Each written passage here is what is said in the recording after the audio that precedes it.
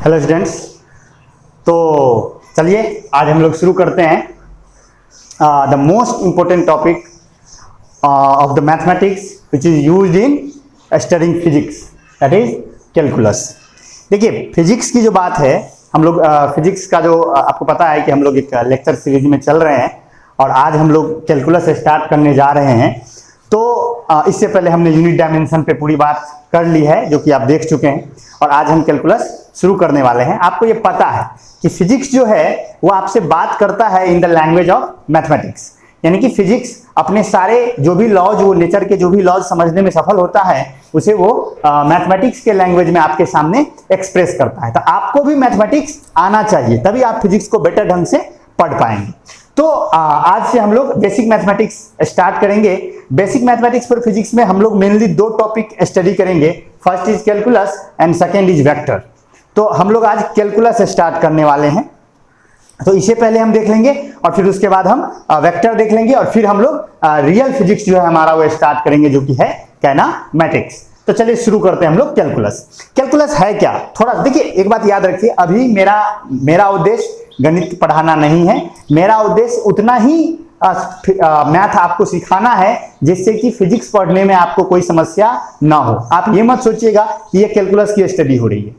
मैं पहले ही बोल चुका हूं कि physics is not mathematics, mathematics is not physics, दोनों अलग अलग सेपरेट है। कैलकुलस के बारे में डिटेल से स्टडी आप 12th मैथमेटिक्स, अगर जो IIT JEE का प्रिपरेशन करने वाले या जो मैथमेटिक्स रख के पढ़ाई कर रहे होंगे, वो जब 12th में जाएंगे तो 12th में ये डिटेल्स में पढ़ाई होता है। एक मेजर टॉपिक है वो आपके मैथमेटिक्स सिलेबस का। तो अभी मेरा उद्देश्य बस है कि आपको इंट्रोड्यूस कर देना और कैलकुलस के उन टर्म्स से आपको कम से कम परिचित करवा देना जिसका आपको यूज होगा फिजिक्स में, ठीक है ना। क्योंकि फिजिक्स 11th से ही आपको कैलकुलस यूज करवाना शुरू कर देगा, जबकि मैथमेटिक्स आपको 12th में जाके सिखाएगा।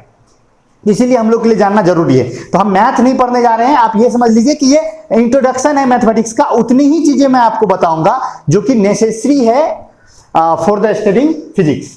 चलिए तो थोड़ा सा हम लोग टर्म शुरू करते हैं। कैलकुलस है क्या?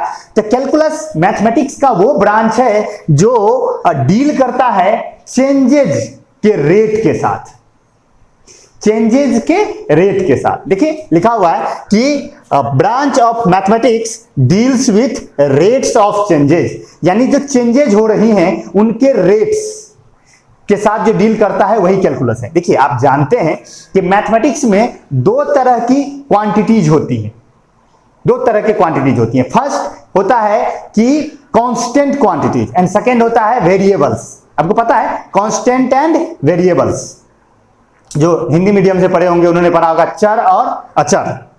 चर मतलब वेरिएबल, अचर मतलब कांस्टेंट। हिंदी में नहीं जाना है लेकिन आप समझ लीजिए कांस्टेंट एंड वेरिएबल। कांस्टेंट क्या होता है? जिसकी वैल्यू चेंज नहीं होती है, हमेशा फिक्स्ड होती है।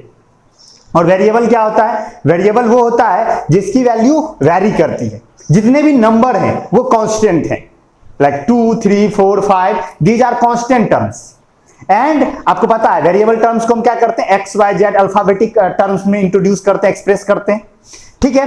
तो अगर वेरिएबल्स हैं तो वेरिएबल में चेंज होगा और चेंज का जो रेट होगा, जब भी हम चेंजेस वेरिएबल में चेंज होगा और चेंज का जो रेट होगा उसे हम स्टडी करेंगे कैलकुलस में। कैलकुलस का को इन्वेंशन का श्रेय जाता है सर आइजैक न्यूटन और लेबनिज को। गॉटफ्राइड लेबनिज पूरा नाम था उनका। दोनों ने कैलकुलस एक ही समय में लगभग डिस्कवर किया, इन्वेंट किया। डिस्कवर नहीं, इन्वेंट किया, ठीक है ना। दोनों ने कैलकुलस एक ही बार में दुनिया के सामने इंट्रोड्यूस किया, लेकिन दुनिया में नाम ज्यादा न्यूटन साहब का चलता है क्योंकि न्यूटन बड़ा नाम, बहुत बड़ा नाम है न्यूटन का, बड़ा भयंकर तरह का उनका है, तो उनका नाम ज्यादा चलता है। लेकिन सच में देखा जाए तो कैलकुलस को इन्वेंट करने का श्रेय दोनों को मिलना चाहिए। सर आइजैक न्यूटन और गॉटफ्राइड लेबनिज दोनों ने मिड 17th सेंचुरी में कैलकुलस इंट्रोड्यूस किया दुनिया के सामने, ठीक है। इतना काफी है। अब हम पढ़ते हैं कि कौन कौन सा टर्म्स इसमें हमें पढ़ना है। देखिए इसमें हमें पढ़ना है 4 टर्म्स, ध्यान सुनिएगा। 4 टर्म्स हम मात्र पढ़ेंगे। फर्स्ट हम पढ़ेंगे लिमिट, सेकेंड हम पढ़ेंगे फंक्शन, पहले हम फंक्शन पढ़ेंगे, फिर हम लिमिट पढ़ेंगे, फिर उसके बाद हम डिफरेंशिएशन पढ़ेंगे और फिर हम इंटीग्रेशन पढ़ेंगे। ये 4 चीजें पढ़ लेंगे, हमारा कैलकुलस क्लियर हो जाएगा, हमारा काम हो जाएगा। वो मैथ वाले पढ़ाते हैं तो वो बहुत कुछ पढ़ाते हैं, वो भी इतना ही चीज पढ़ाते हैं लेकिन उसका वो डिटेल्स में पढ़ाते हैं। हम लोग बस इंट्रोड्यूस करते चलेंगे। तो चलिए हम लोग सबसे पहले स्टार्ट करते हैं फंक्शन। फंक्शन क्या होता है? देखिए एक बात बताइए, कैलकुलस क्या रेट ऑफ चेंजेस से डील करेगा? डिफिनेशन से क्लियर हो गया। तो यानी इनमें जो टर्म्स होंगे वो वेरिएबल होंगे कि कांस्टेंट होंगे? ऑब्वियस है वेरिएबल होंगे, क्योंकि चेंज तो वेरिएबल में ही होगा, तो वेरिएबल होंगे। तो वेरिएबल के साथ तो फंक्शन क्या होता है? देखिए फंक्शन को हम डिफिनेशन पे आते हैं, पहले आप समझ लीजिए। फंक्शन अगर आप ऑर्डिनरी भाषा में एक उतना मैथमेटिकल टर्म में ना जाते हुए अगर ऐसे समझे ना, तो फंक्शन एक ऐसा रूल है जो रिलेट करता है दो वेरिएबल क्वांटिटीज को। ध्यान सुनिएगा, फंक्शन एक ऐसा रूल है जो रिलेट करता है दो वेरिएबल क्वांटिटीज को। फॉर एग्जाम्पल अगर हम एग्जाम्पल ले, देखिए दो तरह के वेरिएबल्स होते हैं। कुछ वेरिएबल्स ऐसे होते हैं जो डिपेंडेंट होते हैं, कुछ वेरिएबल्स ऐसे होते हैं जो इंडिपेंडेंट होते हैं। Independent and dependent. What do you mean by independent variables? Those variables whose values changes arbitrarily, यानी वो खुद से चेंज होता है, उसे किसी से मतलब नहीं है। और कुछ ऐसे वेरिएबल्स होते हैं जो चेंज तो होता है, लेकिन वो अपने चेंज होने के लिए किसी दूसरे पर डिपेंड करता है। वो खुद ब खुद चेंज नहीं हो सकता, उसका कोई भी वैल्यू नहीं हो सकता, उसका वैल्यू फिक्स है। फॉर एग्जाम्पल अगर आप ऐसे समझिए, जैसे हम एग्जाम्पल लेते हैं, like area of circle and radius of circle. Area of circle and radius of circle. अब आप देखिए, सर्कल है, दुनिया में अनगिनत सर्कल है, अनगिनत सर्कल है। अब उन सारे सर्कल्स का क्या रेडियस सेम है? नहीं। क्या सबका एरिया सेम है? नहीं। यानी रेडियस भी क्या वेरिएबल क्वांटिटी है? यस। क्या एरिया भी वेरिएबल टर्म है? यस। लेकिन अंतर क्या है? एरिया डिपेंड करता है किस पर? रेडियस पर। एरिया खुद ब खुद चेंज नहीं हो सकता, वो डिपेंड करता है रेडियस पर। रेडियस क्या है? इंडिपेंडेंट है, वो कुछ भी हो सकता है। लेकिन एरिया क्या है? फिक्स है। यानी कि हम कहेंगे कि area of circle is the function of radius of circle. अगर मोटा मोटी में आप समझे तो इतना आप समझ लीजिए कम से कम, तो काम आसान हो जाएगा। देखिए मैं बार बार बोल रहा हूं, मैं फिजिक्स मैथमेटिक्स नहीं पढ़ा रहा हूं, मैं फिजिक्स पढ़ा रहा हूं। तो मैं वैसे पढ़ाना चाहता हूं, क्योंकि बहुत से बच्चे ऐसे हैं जो मेडिकल सेक्टर से होते हैं, उनको गणित समझने में बड़ा कठिनाई होता है। तो मैं इजी टर्म्स में आपको समझा रहा हूं, बस आप इतना समझ लीजिए कि दो वेरिएबल है और फंक्शन क्या कहलाएगा? जब एक वेरिएबल के बदलने से दूसरा वेरिएबल बदलेगा तो दूसरा वेरिएबल पहले वेरिएबल का फंक्शन कहलाएगा। आप इतना क्लियर कर लीजिए, कम से कम इतना ब्रेन में रखिए। बहुत ज्यादा मैथमेटिकल टर्म में नहीं जाना है, तो इतना ब्रेन में रखिए कि एक मैथमेटिकल टर्म या एक वेरिएबल अगर दूसरे वेरिएबल के बदलने से बदल रहा है तो वो उसका फंक्शन। समझ गए? जैसे area of circle radius of circle का फंक्शन है। ओके, देखिए हम डिफिनीशन भी लिखा हुआ है यहाँ पे, डिफिनीशन पढ़ लीजिए। क्या लिखा है? Function a rule which relates the value of one variable quantity with that of another quantity such that the value of second variable can be uniquely determined by the value of first variable quantity। क्या मतलब है इसका? कि function एक ऐसा rule है जो relate करता है एक वेरिएबल क्वांटिटी के वैल्यू को दूसरे वेरिएबल क्वांटिटी के वैल्यू के साथ इस तरह से कि सेकेंड वेरिएबल के वैल्यू को डिटरमाइन किया जा सकता है फर्स्ट वेरिएबल के क्वांटिटी के वैल्यू से, यूनिकली, एक यूनिक तरीके से। ये रूल है। तो ये मैथमेटिकल डिफिनीशन हो गया, आप नोट डाउन कर लीजिए इसको। या नहीं तो मैंने जो बताया, एक के बदलने से दूसरा बदल रहा हो तो वो कहलाएगा। समझ गए? अब देखिए इसको मैथमेटिकली कैसे लिखा जाता है। मान लीजिए यहां पर हमने दो वेरिएबल लिया y and x, both are variables, लेकिन यहां मैंने लिखा y बराबर fx। इसको हम पढ़ते हैं y is function of x। What does it mean? क्या मतलब है इसका? इसका मतलब यह है कि y x पर डिपेंड कर रहा है, और y में तभी चेंज आएगा जब x में चेंज आएगा, और x में अगर कोई चेंज आएगा तो y में पक्का चेंज आएगा ही आएगा। समझ गए? तो अगर कोई वेरिएबल y x के बदलने से बदल रहा हो तो वो कहलाएगा y equal to F X, यानी कि y is the function of x। अगर y x बदलेगा तो y बदलेगा। y खुद ब खुद नहीं बदल सकता, वो x के बदलने से ही बदलेगा। हाँ, x का वैल्यू हम कुछ भी रख सकते हैं, x को बदलना हमारे हाथ में है, हमको जो मन होगा वो वैल्यू रखेंगे, लेकिन y निकल के आएगा मैथमेटिकल तरीके से। y का वैल्यू आप कुछ भी नहीं रख सकते। आया समझ में? तो y is function of x, मतलब x के बदलने से ही y बदलेगा और यूनिकली डिटरमाइंड होगा। x का कोई एक वैल्यू आप रखोगे तो y का वैल्यू निकल के आएगा, एक यूनिक वैल्यू निकल के आएगा। y को आप अपने हिसाब से नहीं बदल सकते। जैसे आप अगर मान लीजिए कि रेडियस ऑफ सर्कल को मान लीजिए कि आप अगर 7 सेंटीमीटर लेते हैं, एग्जांपल के लिए 7 सेंटीमीटर लेते हैं, तो पाई आर स्क्वायर पे डालिए, तो पाई आर स्क्वायर में 7 सेंटीमीटर पे डालिएगा तो 22 इंटू 7 हो जाएगा आपका 154। तो 154 सेंटीमीटर स्क्वायर जो आपको 7 सेंटीमीटर रेडियस वाले सर्कल का एरिया आपको आया कितना? 154 सेंटीमीटर स्क्वायर। ये एक यूनिक वैल्यू है ना, 7 आपने रखा लेकिन 154 तो निकल के आया ना, डिटरमाइंड हुआ ना, आर्बिट्रेरी नहीं ना है। आया समझ में? तो y is function of x, y is called function of x। x को हम कहते हैं इंडिपेंडेंट वेरिएबल, क्योंकि हमारे हाथ में इंडिपेंडेंट है, जो मन हो वो रखो। x is called independent variable और इनपुट, इसे हम इनपुट भी कहते हैं क्योंकि हम रख रहे हैं ना, तो इनपुट। जो कंप्यूटर पढ़े होंगे कभी जीवन में आप देखते हैं, जो आप डालते हैं वो इनपुट है, जो उधर से मिलता है वो आउटपुट है। इनपुट आपके हाथ में, आउटपुट कंप्यूटर के हाथ में।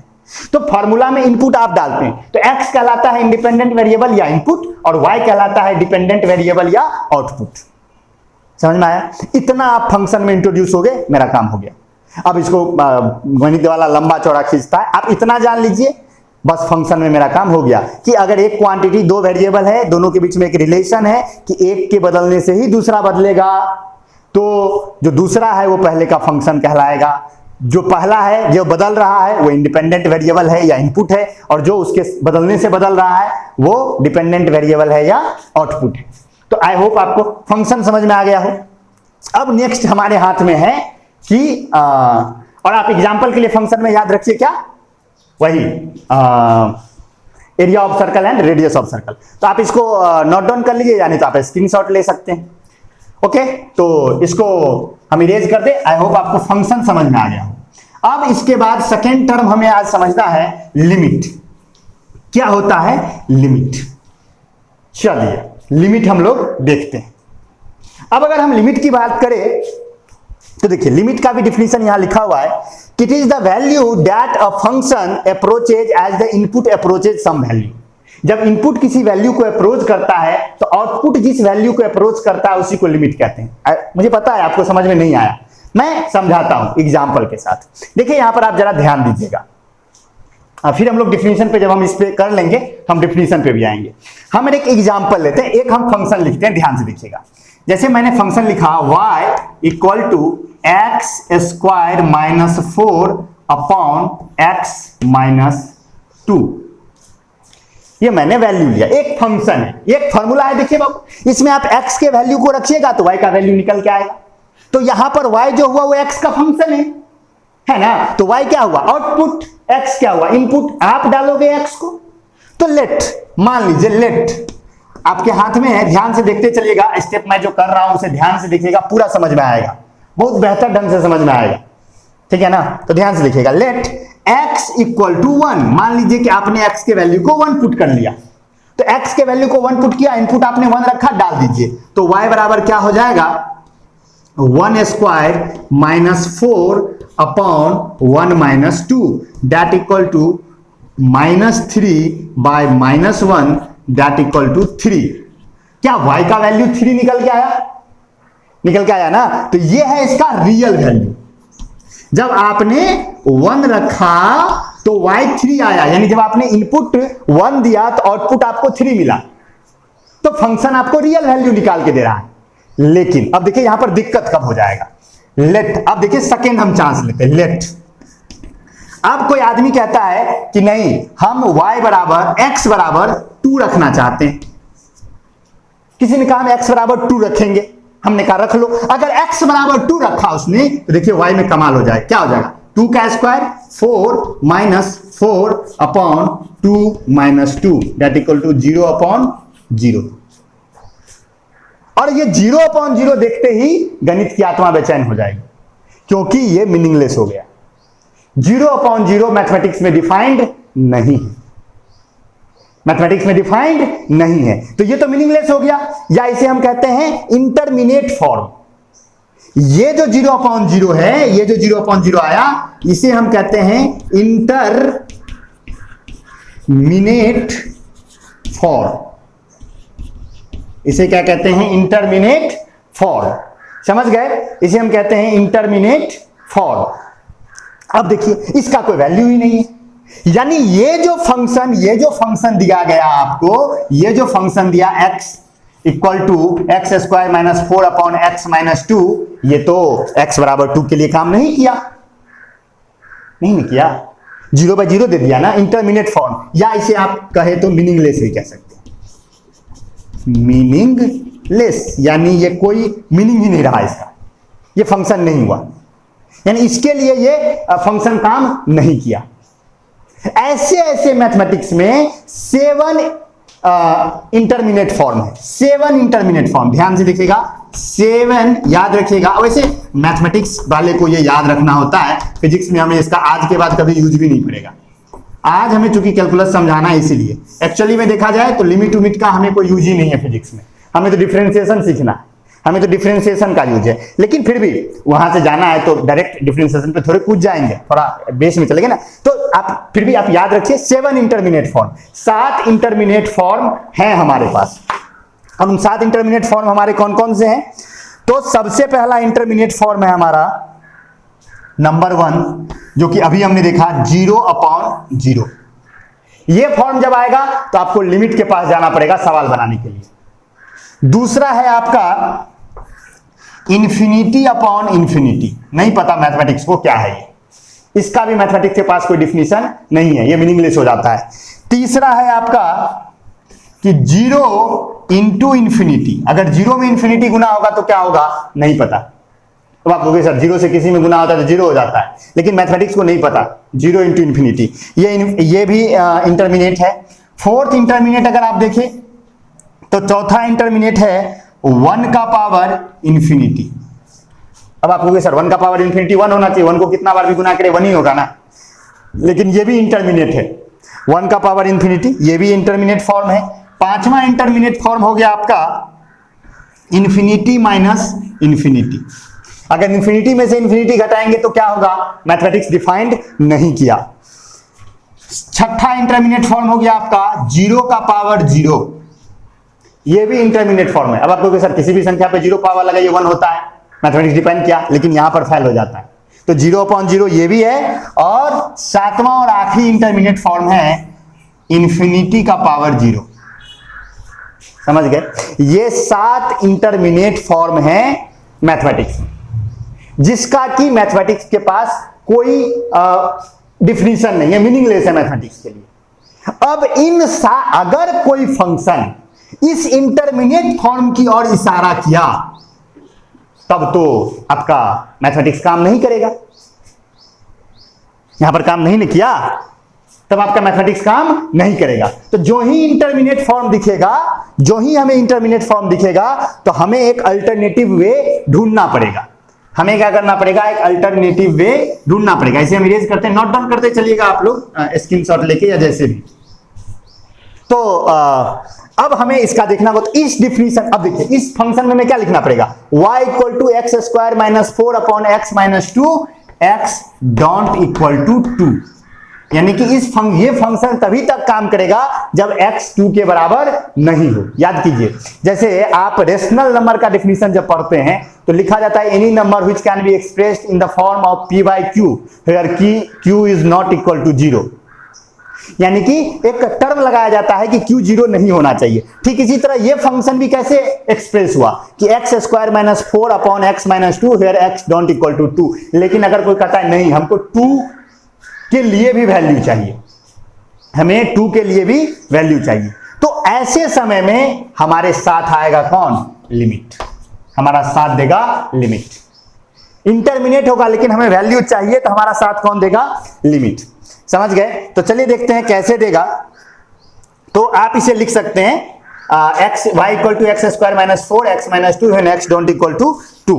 अब 2 के लिए तो वैल्यू नहीं है, लेकिन एक बात सोचिए, मान लीजिए कि हम ये मानते हैं कि x is slightly greater than 2, x को हम बिल्कुल थोड़ा सा, या ऐसे नहीं, थोड़ा ग्रेटर देन का चिन्ह हो जाता है। लेट सपोज कीजिए, लेट कि x is slightly greater than 2, यानी x जो है 2 से थोड़ा सा ही बड़ा है, बिल्कुल थोड़ा सा, एकदम थोड़ा सा। अब अगर देखो इस फॉर्म को आप कैसे लिख सकते हो, इसको अगर एक्सपेंड कीजिए आप, तो y बराबर क्या हो जाएगा, y बराबर हो जाएगा x plus 2 into x minus 2 upon x minus 2। ध्यान से देखिए, ए स्क्वायर माइनस बी स्क्वायर, ए प्लस बी इंटू ए माइनस बी, अलजेब्रा का सिंपल टर्म है, 2 का स्क्वायर होगा ना 4, तो ये हो गया आपका। तो ये बचता क्या है, तो ये बचता है, ये बच के कट के बचेगा क्या, x प्लस 2 बचेगा ना। तो अगर x के वैल्यू को, अगर आप x के वैल्यू को क्या करो, x के वैल्यू को अगर इस फॉर्म में, अगर आप x के वैल्यू को क्या करो, नहीं x प्लस 2 कितना अच्छा होता, अगर आप x के वैल्यू को 2 से थोड़ा सा बड़ा रखो, देन क्या हो जाएगा, y will be slightly greater than 4। ध्यान से सुनिएगा, क्या y 4 से थोड़ा सा बड़ा हो जाएगा, बिल्कुल। और अगर हम ये सोचे कि x is slightly less then 2, अगर हम x को थोड़ा सा 2 से छोटा रखें तो y क्या हो जाएगा, then y will be slightly less than 4। होगा कि नहीं होगा, y 4 से थोड़ा सा छोटा हो जाएगा।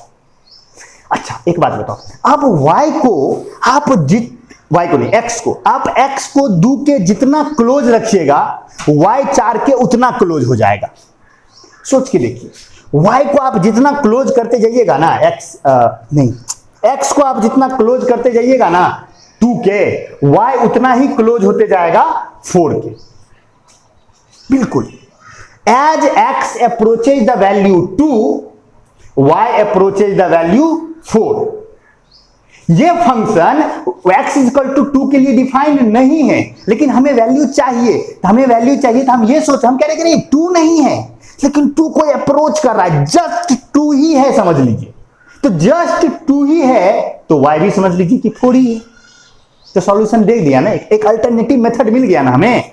वही अल्टरनेटिव मेथड तो लिमिट का मेथड है। देखिए ना, अब आपको डेफिनेशन समझ में आएगा।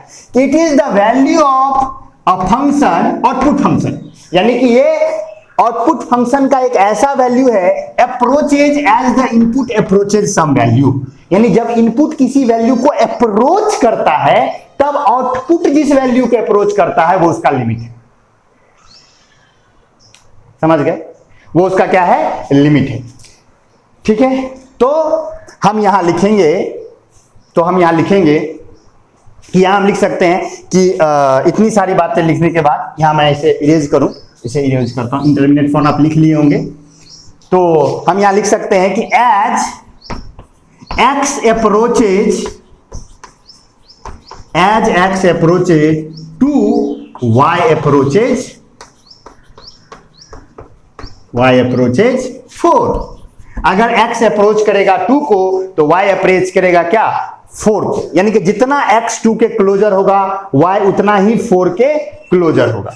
तो मैथमेटिकली ये तो हो गया अथी में, लैंग्वेज में। मैथमेटिकली इसे कैसे इंप्रेस किया जाएगा, मैथमेटिकली इसे एक्सप्रेस किया जाएगा कि लिमिट, फंक्शन वहां लिखेंगे x square minus 4 upon x minus 2, और यहां हम लिखेंगे x टेंड्स टू 2। इसका मतलब है कि x अप्रोच कर रहा है किसको, 2 को, तो क्या इक्वल टू हो जाएगा 4।